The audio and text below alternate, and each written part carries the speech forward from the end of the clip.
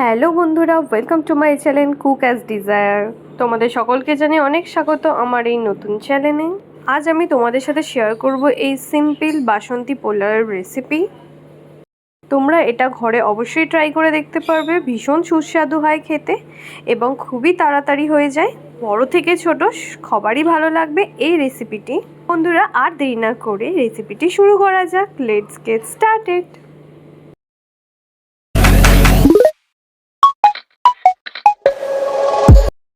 প্রথমে বন্ধুরা আমরা কামিনী আতপ চাল এখানে ব্যবহার করব এবং কামিনী আতপ চালকে 2-3 বার ভালো করে জলে ওয়াশ করে একটা খবরের কাগজের উপরে এইভাবেই ছড়িয়ে নেব, যাতে সেটা একটু হলেও শুকনো হয়ে যায়।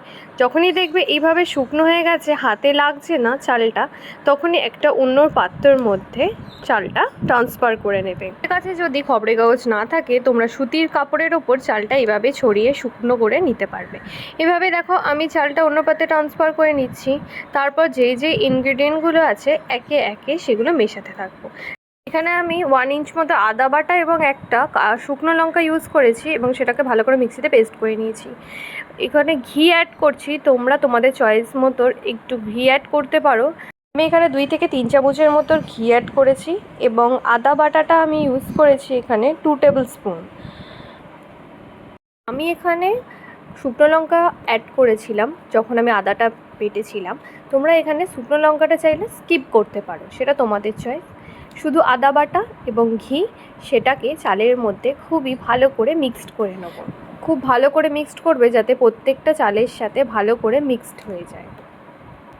এই দেখো আমি খুব ভালো করে এখানে মিক্সড করে নিয়েছি এবং নেক্সট স্টেপ হচ্ছে আমাদের এখানে 1 টেবিল স্পুন মতো কালারের জন্য হলুদ গুঁড়ো অ্যাড করতে হবে এবং হলুদ গুঁড়োটাও সেই চালের সাথে খুবই ভালো করে আমরা মিক্সড করে নেব। এটা খুব সুন্দর একটা কালার হবে এবং এই চালটা রেস্টে রেখে দেবো প্রায় 1 থেকে 1.5 ঘন্টা। তাতে ঘিয়ের গন্ধটা এবং হলুদের কালারটা খুবই ভালো করে চালের মধ্যে অ্যাবজর্ব হয়ে যায়। তোমরা সবাই ভিডিওটা দেখেই যাচ্ছ, কিন্তু কেউ লাইক শেয়ার আর সাবস্ক্রাইব করছো না। তো অবশ্যই তোমরা লাইক শেয়ার আর সাবস্ক্রাইব করে নাও এরকম নিত্য নতুন আরও ভিডিও দেখার জন্য। যারা ফেসবুক থেকে আমাকে দেখছো তারা অবশ্যই আমাকে ফলো করতে ভুলবে না বন্ধুরা। একটু বড় সাইজের কড়া নেব এবং তাতে আমি সাদা তেল বা তোমরা রিফাইন অয়েল ইউজ করবে।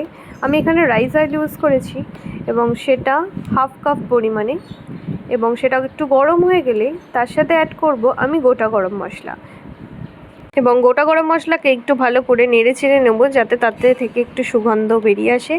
এবং তার সাথে অ্যাড করব কাজু কিশমিশ, একটু বেশি পরিমাণে কাজু কিশমিশ এখানে আমরা ইউজ করছি এবং সেটাকে খুবই অল্প আছে 30 সেকেন্ডের মতো একটু ফ্রাই করে নেব।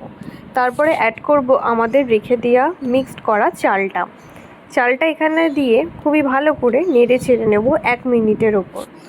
1 মিনিট হয়ে গেলে আমরা নেক্সট একটা জায়গায় জল নিয়ে সামান্য গরম করে নেব এবং তোমরা যত পরিমাণ চাল নিয়েছো, মানে 2 কাপ চাল হলে তাতে অ্যাড হবে জলের পরিমাণটা 4 কাপ, মানে ডবল। যেমন এখানে আমি ইউজ করেছি 4 কাপ চাল, সেই জন্য আমি এখানে 8 কাপ জল ইউজ করেছি। গরম জলটা আমি এই ক্ষেত্রে ব্যবহার করছি কারণ এই চালটা কুক হতে বেশিক্ষণ সময় লাগে না, তাই জন্যই আমি এখানে গরম জলটা ইউজ করেছি। গরম জলটা এখানে অ্যাড করার পর আমি স্বাদ অনুযায়ী লবণ ইউজ করেছি এবং তাতে দিয়ে দেবো সামান্য পরিমাণে চিনি। তোমরা যতটা পরিমাণ মিষ্টি পছন্দ করো ততটা পরিমাণই তোমরা মিষ্টি দেবে। আমি এখানে মিষ্টির কোয়ান্টিটি তোমাদের বলছি না, তোমাদের ইচ্ছা। সব কিছু এইভাবে নেড়ে চেড়ে চাপা দিয়ে দেবো 10 মিনিটের মতো। তারপর আমরা একটু খুলে খুলে দেখব সেটা সিদ্ধ হয়েছে নাকি। এই দেখো বন্ধুরা, ঝুরঝুরে একদম রেডি হয়ে গেছে আমাদের পোলাও। বাসন্তী পোলাওয়ের সাথে ভেজ আইটেমও যেমন যায় তেমন ননভেজ আইটেমও যায়। এই ছিল বাসন্তী পোলাওয়ের রেসিপি, খুবই ইজি অ্যান্ড সিম্পল। তোমরা চাইলেও বন্ধুরা অবশ্যই ট্রাই করবে এবং কমেন্ট সেকশনে আমাদেরকে জানাবে তোমাদের এটা কেমন লাগলো অবশ্যই খেয়ে। Do not forget like, share and subscribe to my channel. Thanks for watching my video.